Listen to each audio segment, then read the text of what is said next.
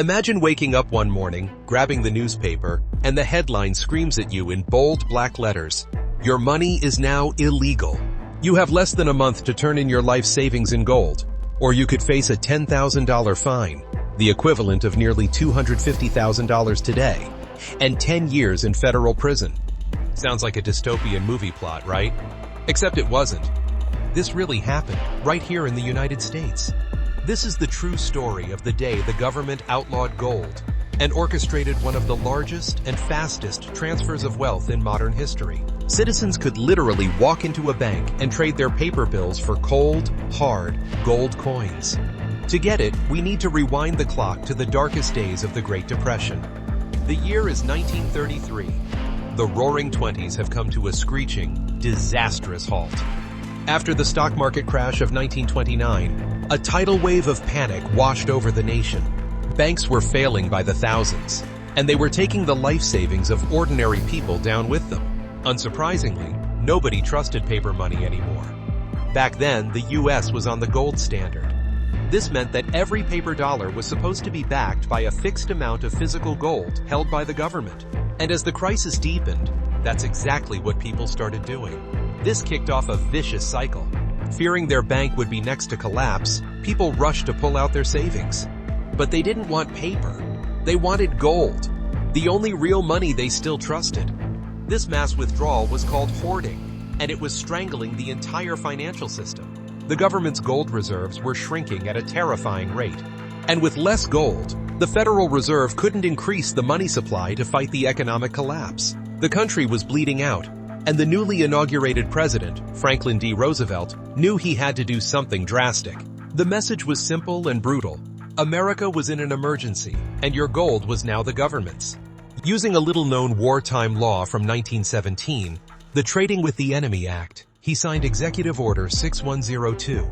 It was officially titled Forbidding the Hoarding of Gold Coin, Gold Bullion, and Gold Certificates. Put simply, it made the private ownership of gold a crime. The official reason was to stop the nationwide panic. The Roosevelt administration argued that gold hoarding was starving the banks of the reserves they needed to function and was preventing economic recovery. FDR had already declared a national bank holiday in March, shutting down every bank in the country to stop the bleeding. But that was just a band-aid. Executive Order 6102 was the real shock and awe campaign.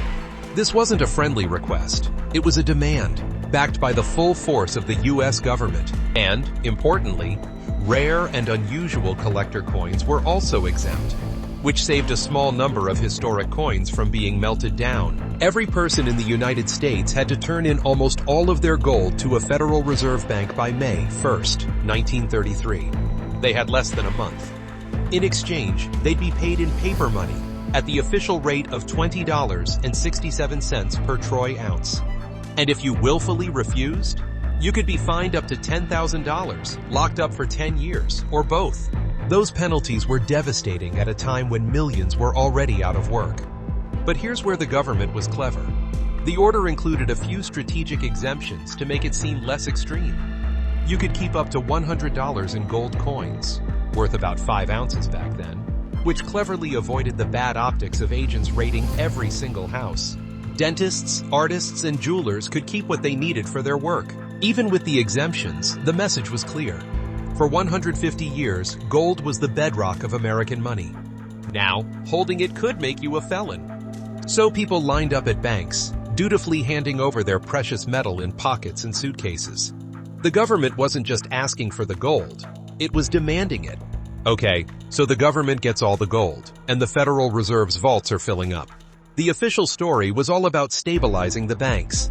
But what happened next revealed what many believe was the true purpose of the whole operation. For the U.S. Treasury, it was a massive, instant profit of nearly $3 billion, created out of thin air, a mind-boggling sum at the time. This law did two critical things. First, it officially transferred ownership of all that newly collected gold to the U.S. Treasury. And second, this is the kicker, it gave the president the power to revalue gold by proclamation. And he did, immediately. Roosevelt raised the official price of gold from $20.67 to $35 an ounce. That's a nearly 70% price hike overnight. Let's break down what this meant.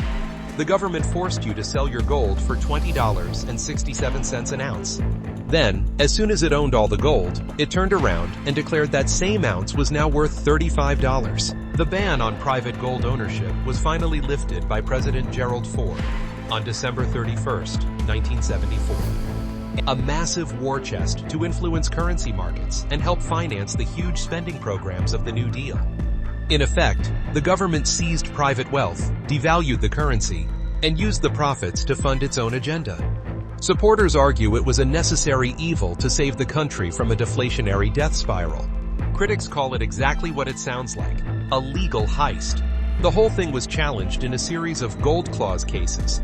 But in a nail-biter 5-4 decision, the Supreme Court ultimately sided with the government. The precedent was set.